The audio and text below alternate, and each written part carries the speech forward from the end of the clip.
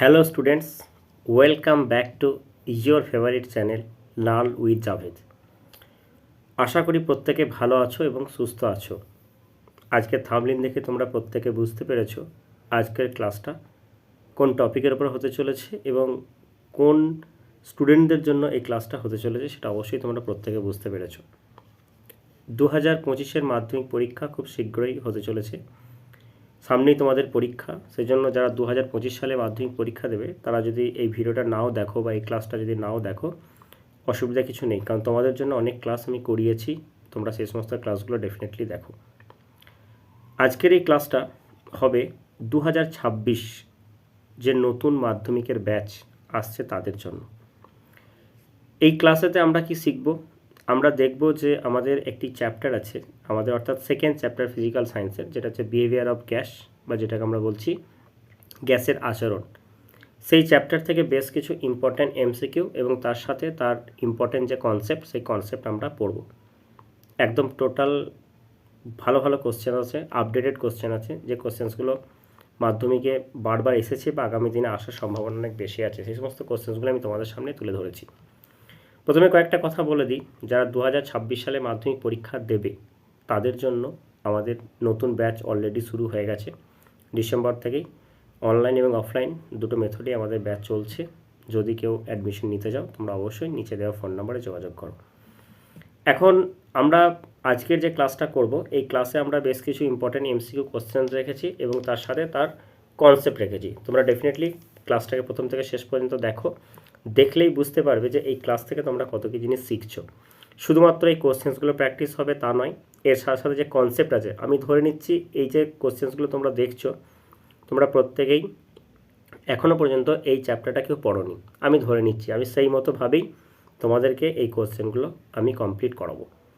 তো চলো বেশি দেরি না করে আজকের ক্লাসটা আমরা শুরু করি। অবশ্যই ক্লাসটাকে প্রথম থেকে শেষ পর্যন্ত দেখো, খুব ধীরে সুস্থে বোঝানোর চেষ্টা করছি। তোমরা চাইলে এটা 2x স্পিডে বা 1.5x স্পিডেও এটা কিন্তু দেখতে পারো।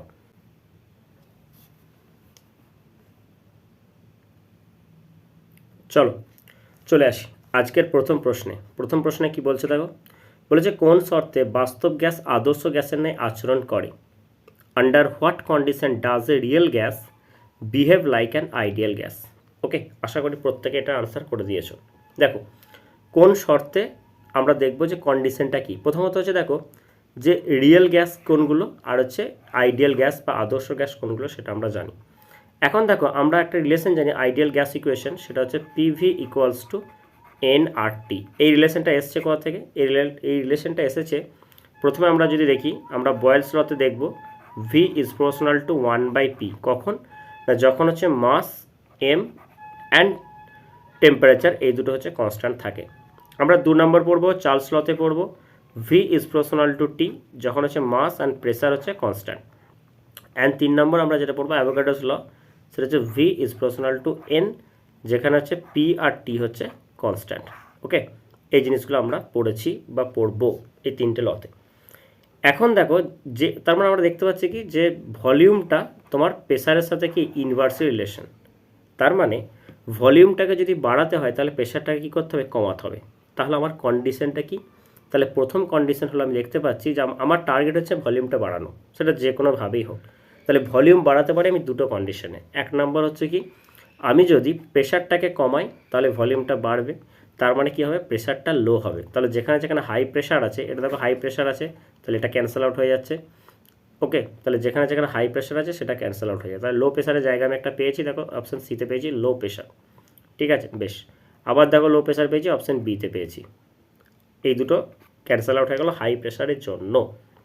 নেক্সট দেখো কি আছে, volume is proportional to temperature. তার মানে টেম্পারেচার যত বাড়বে ভলিউমটা বাড়বে। আমার টার্গেট কি? আমার টার্গেট হচ্ছে ভলিউমটা বাড়ানো। তাহলে টেম্পারেচারটা কী হবে? টেম্পারেচারটা হাই হবে। তাহলে দেখো এখানে এই দেখো আমরা অপশান বিতে পাচ্ছি। তাহলে অপশান বিতে কী আছে বলো তো? High temperature and low pressure. তার মানে যেটা আমরা বলছি কি উচ্চ উষ্ণতা এবং হচ্ছে নিম্ন চাপ। অপশান বি হয়ে গেল এটা আমার কারেক্ট অ্যান্সার।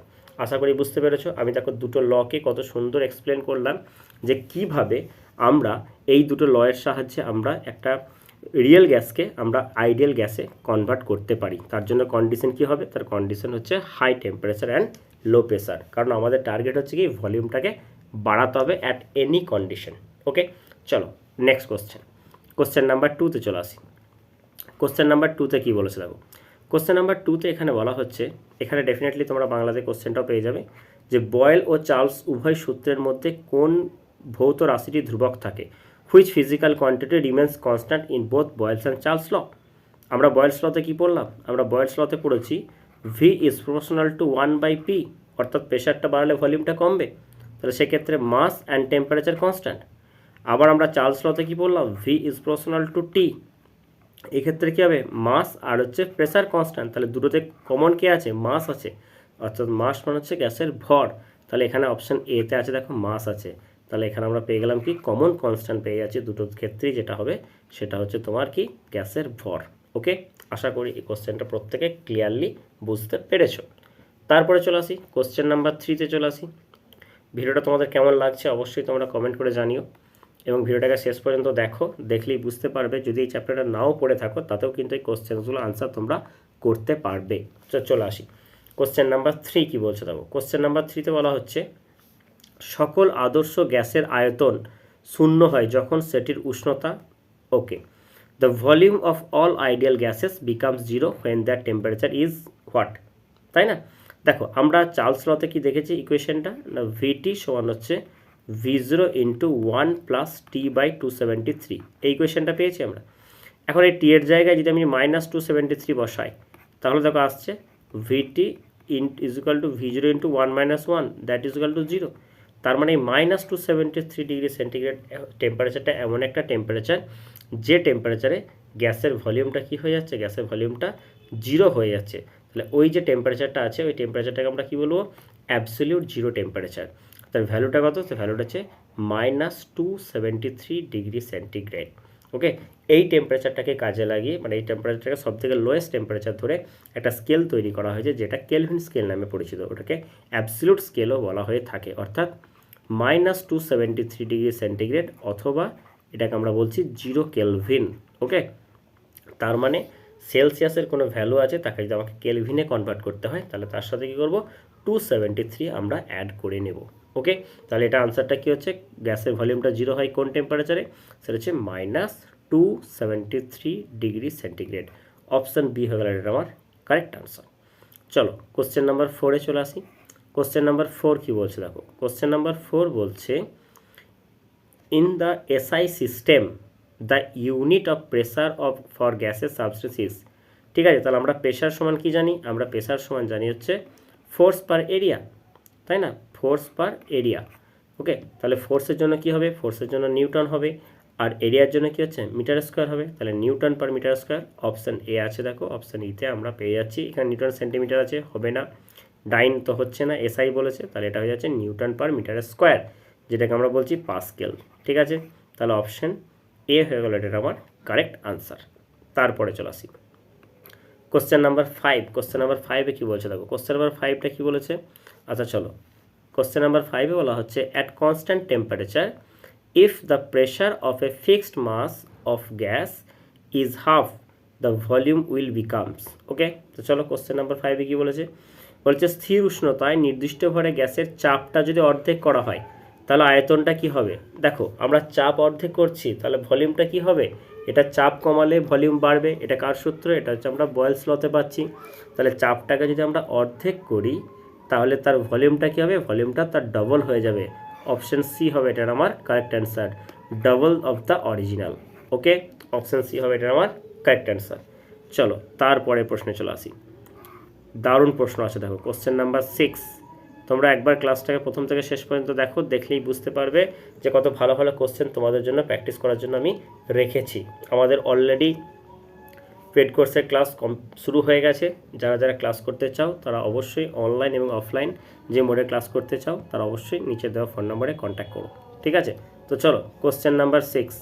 এছাড়া আমি তোমাদেরকে বলে রাখি আমি একদম কমপ্লিট তোমাদের ক্লাস 10-এর যে ফিজিক্যাল সায়েন্সের চ্যাপ্টার ওয়াইজ যে ক্লাস আছে সেই ক্লাস আমি তোমাদেরকে করিয়েছি, একদম প্রথম থেকে শেষ পর্যন্ত, চ্যাপ্টার 1 থেকে একদম চ্যাপ্টার লাস্ট পর্যন্ত পুরো প্লেলিস্ট করা আছে, তোমরা গিয়ে একবার দেখে নাও। প্রিভিয়াস ইয়ারের কোশ্চেন প্র্যাকটিস করিয়েছি। যারা 2025-এ মাধ্যমিক পরীক্ষা দেবে তাদের যদি কোনো জায়গাতে কোনো ডাউট থাকে, কোনো কনফিউজ থাকে কোনো কনসেপ্ট নিয়ে, সেগুলো অবশ্যই তোমরা ক্লাসে দেখতে পারো। এছাড়া অনেক প্র্যাকটিস ক্লাস আছে, কোশ্চেন আনসারের ক্লাস আছে, সেগুলো তোমরা কিন্তু দেখতে পারো। তো চলো আসি কোশ্চেন নাম্বার 6। বলেছে বয়েলের সূত্রে পি ভার্সেস ভি এর লেখচিত্রের প্রকৃতিটি কীরকম হবে, প্রকৃতিটা কীরকম হবে। ঠিক আছে, দেখো পি ভার্সেস ভি এর লেখচিত্রটা এরকম হবে, তাই না? এই যে জিনিসটা এটা আমরা পাচ্ছি, এটা কীরকম, এটা হচ্ছে সমপরাবৃত্ত। ঠিক আছে, সমপরাবৃত্ত যেটাকে আমরা বলছি প্যারাবোলা। ঠিক আছে, এটা কী হবে, এটা হচ্ছে প্যারাবোলা হবে। ওকে, এটা হচ্ছে পি ভার্সেস ভি এর ডায়াগ্রামটা। দেখো এখানে ভিটা ম্যাক্সিমাম, পিটা মিনিমাম, এখানে পিটা ম্যাক্সিমাম, এখানে ভিটা হচ্ছে মিনিমাম। ঠিক আছে, এদের ডায়াগ্রামটা হচ্ছে এটা হয়। ঠিক আছে, কারণ যেহেতু V is proportional to 1/p হয়, ইনভার্সলি প্রপোর্শনাল আছে, সেজন্য এটা হচ্ছে সমপরাবৃত্ত বা যেটাকে আমরা বলছি প্যারাবোলা। ক্লিয়ার সবার? চলো তারপরে চলে আসি কোশ্চেন নাম্বার 7 কি বলছে। দেখো কোশ্চেন নাম্বার 7 বলছে স্থির উষ্ণতায় গ্যাসের চাপের সঙ্গে ঘনত্বের সম্পর্ক হলো ড্যাশ। চলো এখানে আমাকে কি বলেছে, দেখো at constant temperature the relation between the pressure and the density. Okay, তো চলো খুব ইজিলি আমরা করবো। দেখো প্রথমে আমি দেখো ভলিউমের সাথে প্রেশারের রিলেশনটা হচ্ছে ইনভার্সলি, তার মানে প্রেশার যদি কমানো হয় তাহলে ভলিউমটা কী হবে, বাড়বে। ওকে, আবার দেখো আমি ডেন্সিটি সমান কি জানি, ডেন্সিটি সমান জানি হচ্ছে মাস পার ভলিউম। দেখো ডেন্সিটির সাথে ভলিউমের ইনভার্স রিলেশন, তার মানে ভলিউম বাড়লে ডেন্সিটি কমবে। তাহলে আমি ইনডাইরেক্টলি এটা বলতে পারি তো যে প্রেশারের সাথে ডেন্সিটি হচ্ছে ডিরেক্ট রিলেশন, মানে যখন প্রেশারটা বাড়ছে তখন ডেন্সিটি বাড়বে। কেন না, প্রেশারটা বাড়ার সাথে সাথে ভলিউমটা কমছে, আর ভলিউম কমছে মানে ডেন্সিটি বাড়বে, তাই না? আবার দেখো প্রেশারটা যদি কমে তাহলে ডেন্সিটিটাও কমবে, তাহলে ডেন্সিটির সাথে প্রেশারের যে রিলেশনটা সেই রিলেশনটা হচ্ছে সমানুপাতিক, অর্থাৎ ডাইরেক্ট রিলেশন।